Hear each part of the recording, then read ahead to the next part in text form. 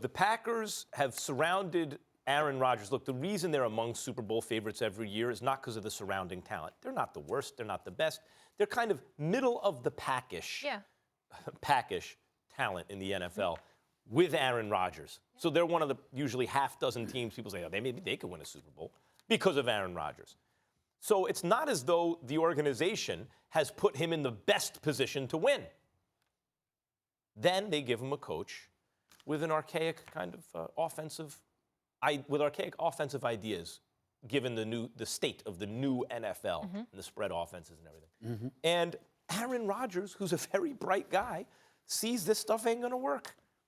So he, sometimes makes it up as he goes along, audibles out of things and all that, and doesn't seem like he's on the same page with a system that ain't going to work.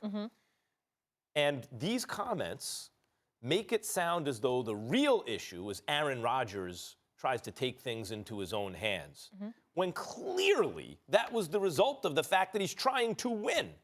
I think the way you treat your all-universe quarterback in the press, especially given a new start, is, well, we got him a new guy. Let's see if this guy is good. That's not the way to go. The way to go is we have one of the all-time great talents under center.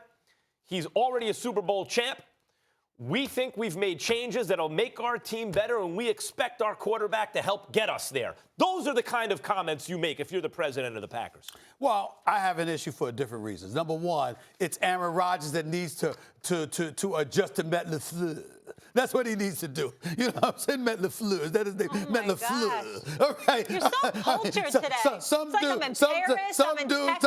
Some dude whose name sounds like he's from France coming over to the NFL, all right? Okay? I'm just saying his name. I'm just making fun of him. But I'm quite sure that he has some credentials. Stephen A. eats freedom fries, not French fries. Matt LaFleur. Yeah. Okay? That's what it's supposed to be. So Aaron Rodgers, this bad man, who is arguably the greatest talent we've ever seen at the quarterback position, whose career record is 157-1 as a starting quarterback, who went to the playoffs 8 straight times, but despite the archaic coaching that he was receiving for the most part from Mike McCarthy. That Aaron Rodgers, who can throw in the pocket, throw outside the pocket, run it to his left, his right, who could throw a football better than almost anybody we've ever seen.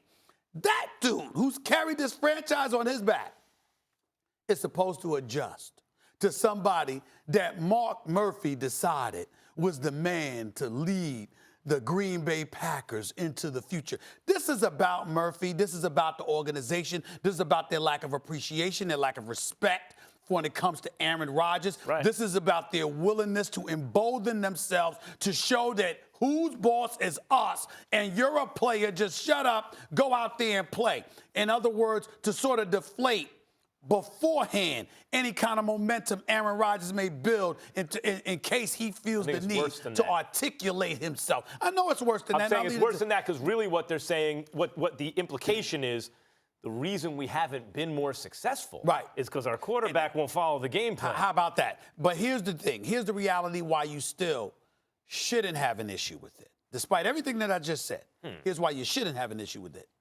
Because the reality is that that's the situation that Aaron Rodgers is in.